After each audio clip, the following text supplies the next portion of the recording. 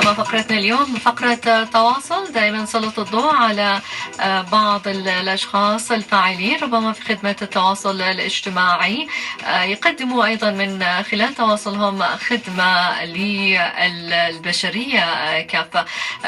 في الحلقة الأولى من برنامج صباح الياسمين استضفنا من دولة الكويت الشقيقة الأخ مشعل المعروف برجيم مشعل، وأيضا يتميز بفصل المغذيات. خبرنا بالتفصيل في الحلقة الأولى إيش المقصود بفصل المغذيات، هي أكل البروتينات مع الخضروات بروحها، وأكل الكربوهيدرات مع الخضروات بروحها، أو بإمكان الكربوهيدرات من غير الخضروات أو العكس. لكن يعني بالنسبة لي أنا أحب دائما أن الخضروات تكون شيء أساسي في غذائنا حتى نسهل عملية الهضم وتحريك المعدة. اليوم بخبرنا مشعل عن رجيم الطوارئ، خاصة هذا الرجيم مهم جدا مش فقط للفتيات اللي عندهم مناسبة، أحيانا يكون أيضا مهم للشباب إذا كانوا مقبلين على حفلة، خاصة شباب لأصحاب كمال أجسام. يعني يفترض أنه إذا عندهم مسابقة أو شيء يعني يحاولوا أنهم يفرغوا كل الماء اللي موجود في الجسم حتى يبقوا على العضل فقط. تفاصيل هذا الموضوع من الكويت. صباحك الله بالخير أخوي مشعل. صباح ياسمين اختي ندى، وسعيد جدا بتواصلي معكم للمره الثانيه من خلال هذا البرنامج المتميز. اهلا وسهلا فيك. رجيم الطوارئ ربما الكل يحتاجه، خاصة اذا كنا حابين ننقص كم سنتيمتر من الخصر تحديدا، وهي انا اتصور اسرع منطقة تنزل في جسد المرأة. اعطيتنا انت جدولة جدا مهمة لتنظيم الغذاء للحركة ايضا، حتى نحاول قدر المستطاع ان نخسر في اسبوع على الاقل او في ايام معدودة بعض السنتيمترات، اذا يعني بذلنا مجهود. نقدر نقول على ماذا اعتمدت في رجيم الطوارئ اخوي مشعل؟ نعم، حقيقة اختي ندى انا اشعر احيانا باني ظلمت هذا الرجيم عندما اطلقت عليه رجيم الطوارئ فقط، لان صراحة هو من اهم الرجيمات الفعالة جدا التي يجب ان يتم اتباعها على الاقل مرة واحدة مثلا في نهاية كل شهر. جميل. لكن اللي خلاني اختار له التسمية هو ان من خلاله قدرنا نحقق المعادلة الغذائية الصعبة من خلال الموازنة والموائمة بين امرين مهمين جدا، وهما النزول السريع في الوزن بشكل جدا صحي ومن خلال حرق الدهون، والامر الثاني اكساب الشعر والبشرة حيوية ونضارة وبريق خاص. جميل. فكل اللي جربه في خلال 72 ساعة لمس هذا الفرق. 72 ساعة فقط؟ احنا عارفين 72 ساعة، نعم، اللي هي 3 أيام فقط مدة الرجيم. جميل. ومثل ما احنا عارفين بأن كل شخص وخاصة السيدات يهمهم بالدرجة الأولى الجانب الجمالي والحيوي للبشرة والشعر. نعم. وهذا اللي خلاني أرى بأن تسميتها بالمناسبات الطارئة ممكن تكون ملائمة أكثر. نعم. خاصة بأن كل امرأة في مناسباتها واحتفالاتها تحب أنها تكون دائما هي الأكثر جاذبية وتميزا بالقوام والبشرة.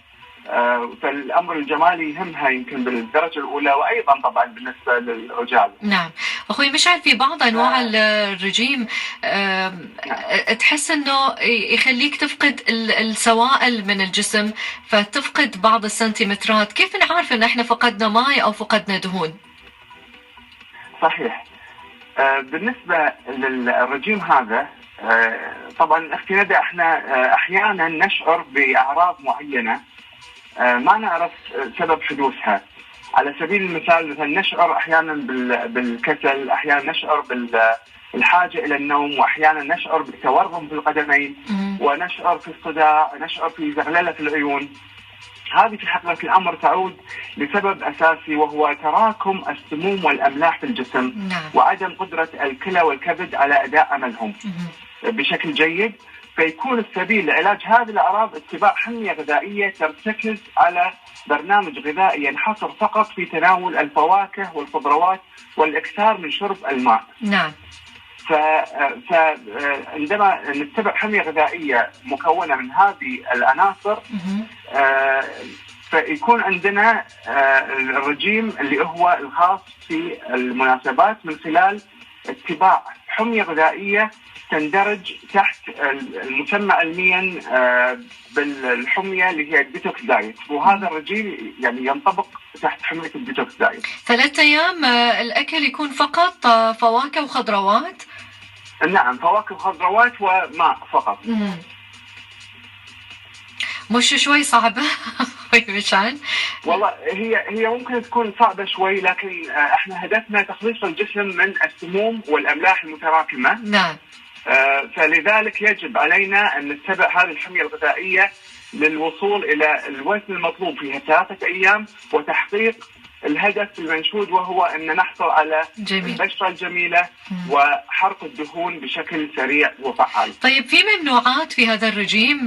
بعض الفواكه الخضروات يفترض أنه الشخص ما يتناولها؟ طبعا أنا اخترت مجموعة من الخضروات والفواكه بشكل يعني في عناية تامة، وتساعد هذه الاختيارات على نزول الوزن بشكل سريع وملموس. الأشياء الممنوعة فقط هي الأطعمة المصنعة مثل الأملاح والسكريات، يعني ممنوع نضيف السكر، ممنوع نضيف الملح، فقط نعتمد على الخضروات والفواكه. ولا زيت زيتون ولا منكهات ولا حاجة؟ زيت الزيتون احنا ممكن لما ندخل في برنامج الرجيم واعطي فكرة عن محتوى الرجيم، نعم، راح نلاقي بأن هناك سلطة ممكن نضيف لها الليمون وممكن نضيف لها زيت الزيتون، ولكن طبعا يمنع إضافة الملح، وحتى عندما نحتسي الأعشاب الطبيعية ممنوع أيضا أن نشرب الكافيين والقهوة، ممكن نستبدلها بالشاي الأخضر مثلا. نعم. طيب إذا تعطينا اليوم الأول من وجبة الإفطار أخوي مشعل؟ نعم، بالنسبة لليوم الأول الإفطار يكون توت أو فراولة بأي كمية. طبعا التوت أو الفراولة، بالنسبة للفراولة تحتوي الفراولة على أنزيم مهم وهو أنزيم البروميلين. هذا الأنزيم أختي ندى يساعد بشكل فعال في إذابة دهون الجسم، وتحديدا في لا قدرة معينة في إذابة الدهون الموجودة في منطقة الخصر والأرداف. أثبتت الدراسات أنه فعال على هذه المنطقة. جميل. بالنسبة لوجبة الغداء عندنا التفاح، ممكن ناكل التفاح أيضا بأي كمية. وبالنسبة للعشاء ممكن أن نأكل 3 حبات كاملة من الذرة، وطبعا أيضا ممنوع أن نضيف عليها أي ملح أو زبدة. في ناس تحب مثلا إضافة الزبدة على الذرة. هنا أيضا ممنوع نضيف لها الزبدة، تماشيا مع قاعدتنا اللي تكلمنا عليها في الحلقة الماضية وهي فصل المغذيات، لذلك نأكل الذرة بروحها. طيب كم كمية الفراولة اللي بإمكاننا ناكلها الصبح مشعل؟ كمية الفراولة وكمية الفواكه هي مفتوحة، لأن هذا النظام لا يقوم على حساب السعرات الحرارية. يعني حتى إذا شخص كان مثلا نص كيلو ما في مشكلة؟ طبعا أكيد الإكثار، طبعا الاعتدال مطلوب، يعني الإسراف إحنا ما نبي نسرف يعني نبالغ في الطعام، لكن الاعتدال مطلوب. ربع كيلو تقريبا إلى أن يصل الإنسان إلى الشبع.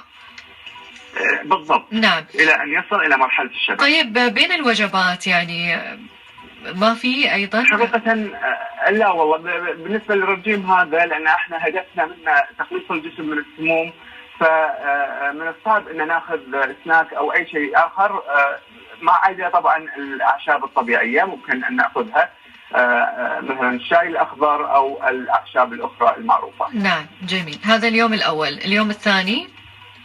بالنسبة لليوم الثاني الإفطار يكون البطيخ الأحمر أو عنب بأي كمية أيضا. هذا أيضا يساعد على تخليص الجسم من السموم ويطرد الأملاح. بالنسبة للغداء عندنا خوخ أو مشمش، ممكن أيضا ناكل بأي كمية مثل ما نحب. طيب إذا كانت الفاكهة غير متواجدة، يعني غير موسمية أخوي مشعل، يعني الخوخ والمشمش هي من الفواكه الصيفية تحديدا. صحيح، هي أكثر شيء موجودة في الصيف.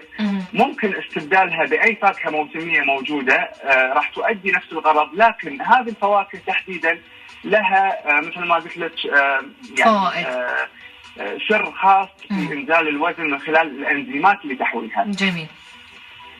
نعم. بالنسبة للعشاء في اليوم الثاني ممكن ناكل حبتين بطاطا من الحجم المتوسط، مسلوقة أو مشوية، وطبعا بدون إضافة الملح.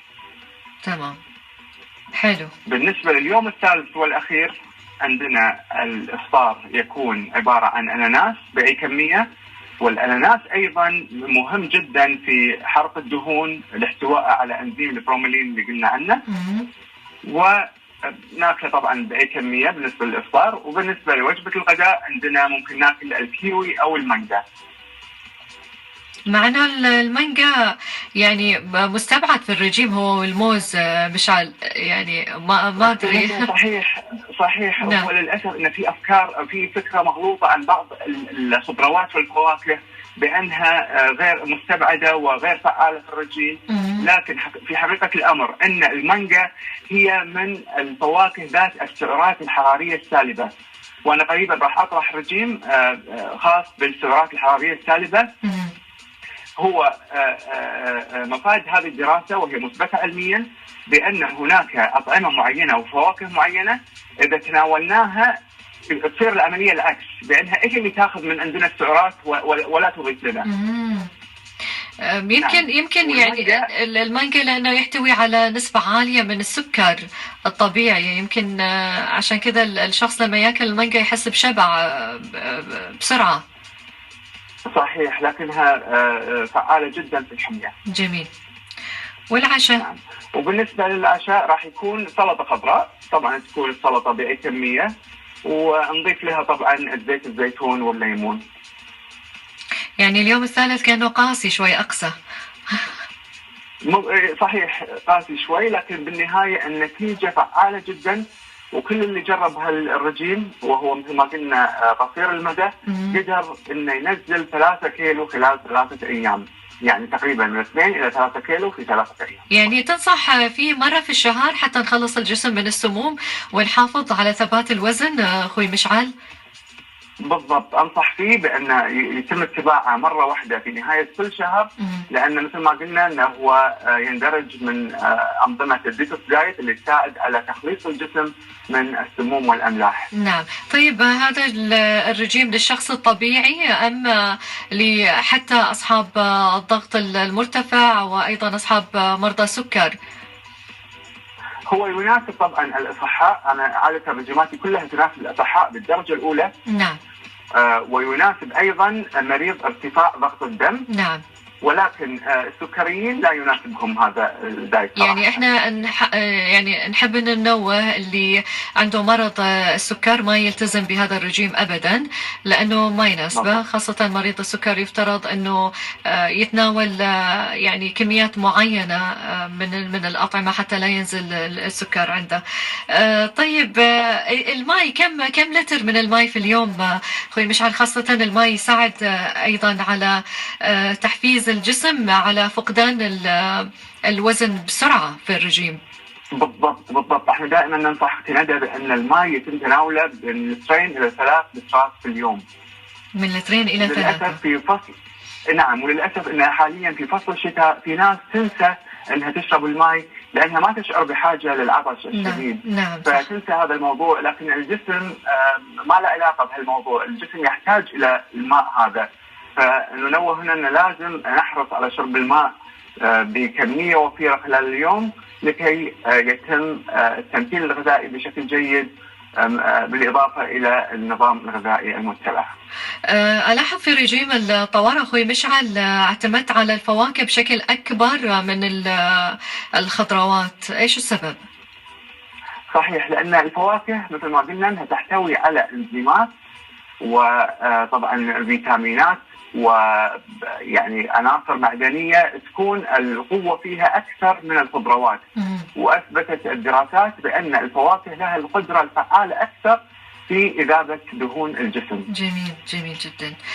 شكرا لك كثير هذا الإيضاح أخوي مشعل، وإن شاء الله أيضا تطلع علينا وتفيد المستمع في السلطنة على الرجيمات الخاصة اللي تعملها للناس حتى أنهم يوصلوا إلى جسم رشيق ومتناسق وصحي في الدرجة الأولى. احنا متابعينك أول بأول في الانستغرام، خدمة الواتساب، أيضا في الفيسبوك، وأيضا متواجد عبر اليوتيوب لأي معلومات خاصة حاب المستمع الكريم أنه يتعرف عليها. شكرا لك كثير، وإن شاء الله يتم التواصل معك في حلقات قادمة. شكرا جزيلا. شكرا جزيلا.